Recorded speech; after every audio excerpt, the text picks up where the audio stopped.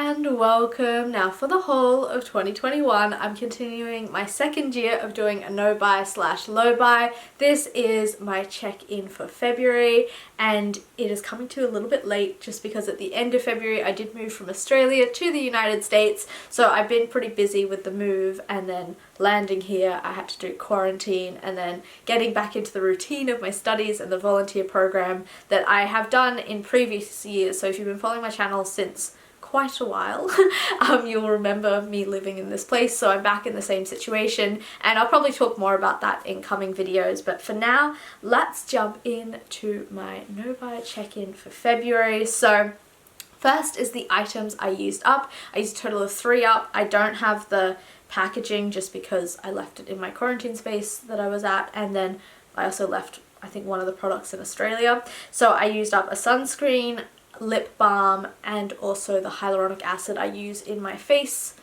care routine, which I can put the video, I actually filmed it before I left, somewhere if you wanted to check that out. And yeah, those were the 3 items I used up. The next was things that I purchased. I purchased a total of 4. So first I got some face masks because I was coming to the States.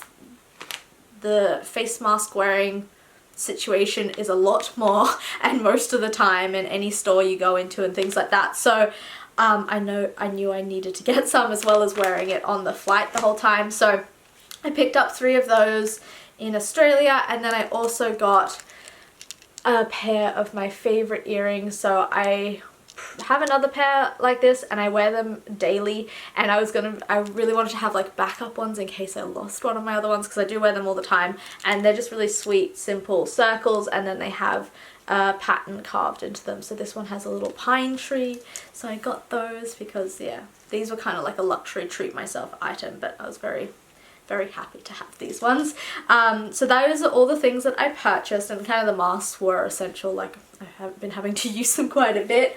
The next is hand-me-downs. So coming here I knew that I'd have to get a winter coat at some point. However, I thought I'd ask my friends to see if they had any like old ones that they weren't using, because I've got friends here, I previously lived here, and one of my favorite humans, Zila, had her old winter coat that she offered to me. So that was really awesome and perfect because pretty much spring is here now. It's still a bit cold, but I didn't really want to buy a coat only for a few weeks, and also when I first arrived I was in quarantine for 2 weeks, so I couldn't have gone buying one anyway. So now I have a coat and I'm really happy about it, and it saved me money because I didn't have to buy a brand new one. And then the next was from another person. They actually left the coat in the quarantine space and then they said that I could use it because they didn't want it anymore. So that was another like lucky situation. So I got this one, and the fluffy one is good, but it's kind of more for really colder situations or when it's snowing, and this is a lot better just like for more consistent wear during the in-between times. And also if it's windy, this is a really good one because it seems to keep the wind from coming through and making me super cold. So I was really happy about those 2 things. Those are the 2 hand-me-downs that I got. And then the last thing is I did receive 2 gifts. So this was before I left Australia. It was these 2 items from my client's family. So yeah, this is my cleanser that I use all the time. I really love it, and they have a salon, so they get this Dr. House stuff a lot. So they gave me the milk cleanser, which I'm really happy about because it's super expensive and I was going to have to repurchase it at some point, so I got that one. And then I also got like this rose bath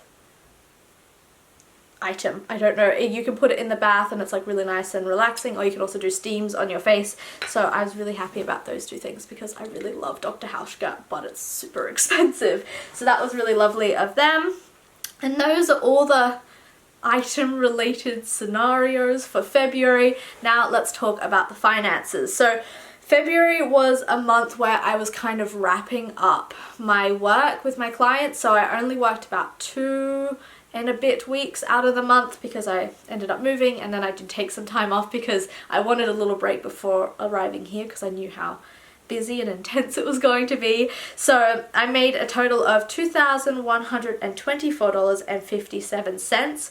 I spent a total of $1,763.39. So that gives me a savings of $361.18. So that's a lot less than what I've previously been making and doing all during 2020, and also like compared to January. So I wasn't really able to save a lot, but it was still something, which is awesome. And I'll now share with you what I did spend my money on and the breakdown. So I spent $136.43 on gas. That was like to go places. I didn't have to drive to work as much, so it's a little less than usual because I usually spend around $200. But yeah, I still went to visit friends and I did go to work a little bit. Groceries, I spent a total of $148.26. So groceries was about $50 less than usual. And that's because I did spend quite a bit on eating out. I had lots of like goodbye meals with people, so I spent a total of $271.57 on eating out. So that was obviously a lot of money going towards that category, but I did budget out $300 for the month just because I knew I'd be doing lots of like farewell dinners and I don't know, coffees and things like that. The next was things. I spent a total of $64, so I think it was the masks were 3 for $20 or something like that, and then the earrings were about $40 something.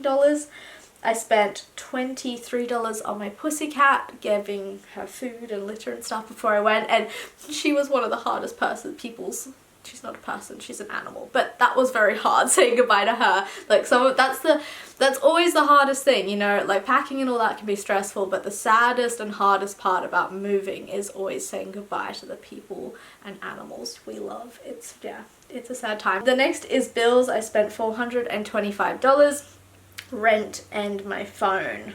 Internet I ended like a month ago or so didn't have to spend money on internet. The next was gifts and experiences. I didn't spend anything. And then I have my miscellaneous category. So this is where like the majority of my spendings went. So I spent a total of $656. So where did all that money go? There was a bunch of random expenses. The first was my license. I renewed my Australian license for 10 years, so it was $348. So that was probably the biggest expense.